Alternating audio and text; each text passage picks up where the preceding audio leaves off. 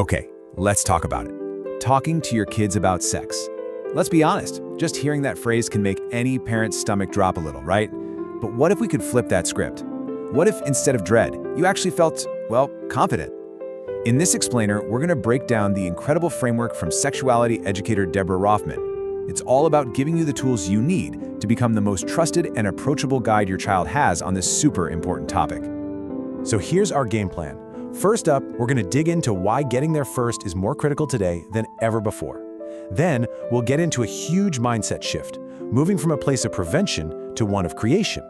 After that, we'll get super practical with a framework you can actually use for these talks. We'll even see how it works in a real school partnership, and we'll wrap it all up by reminding you of your most important role in all of this, being the guide. All right, so let's start with this very modern dilemma. In the world we live in right now, why is being the first voice in this conversation so important? I want you to just pause on this question for a second. Because here's the thing, whether we're the ones talking or not, our kids are learning about sexuality.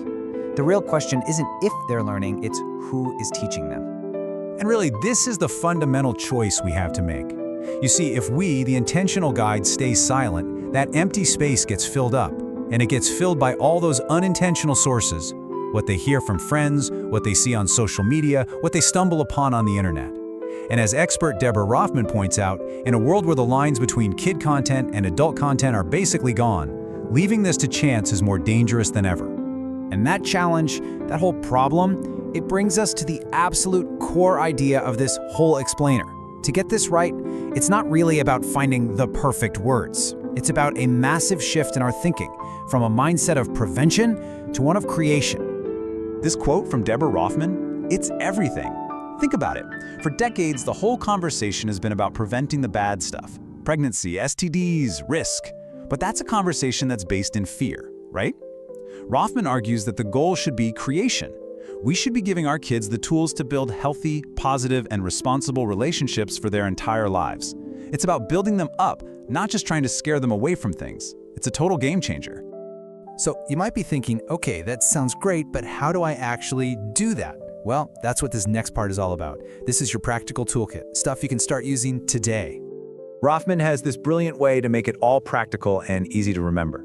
She calls it the 5-piece suit. Just think of it like 5 core behaviors that when you put them all together, really meet your child's deepest needs as they're trying to figure out the world. So here's what that suit is made of. First piece, affirmation. This is the big one. Unconditional love and acceptance. That's the foundation for everything. From there, you provide information, just clear, age-appropriate facts.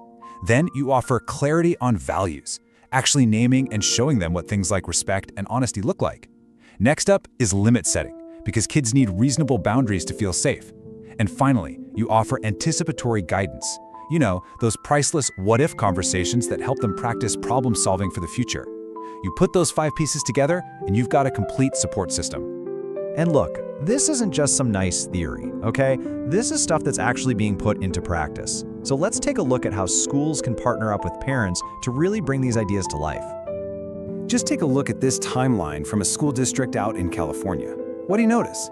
It's so inclusive and so transparent. They started with a task force, they held parent meetings, they trained their teachers. All of that happened before any instruction ever began. They built trust first. That's what a real partnership looks like.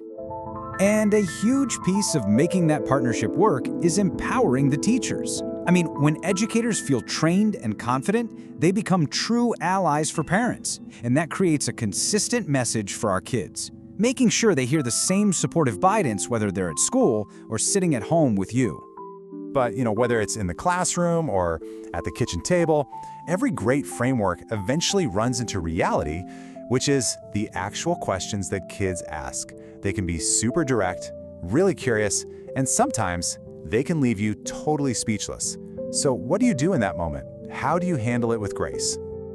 Okay, here is a super simple 4-step method you can use for literally any question. Step 1, clarify. Ask a question back to find out what they already think and, why they're asking now.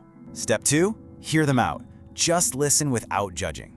Step 3, explain. This is your moment to offer the facts and also your family's values. And finally, step 4, encourage. Let them know this was a great question and the door is always open for more. Because remember, this is never a one-time thing. It's an ongoing conversation.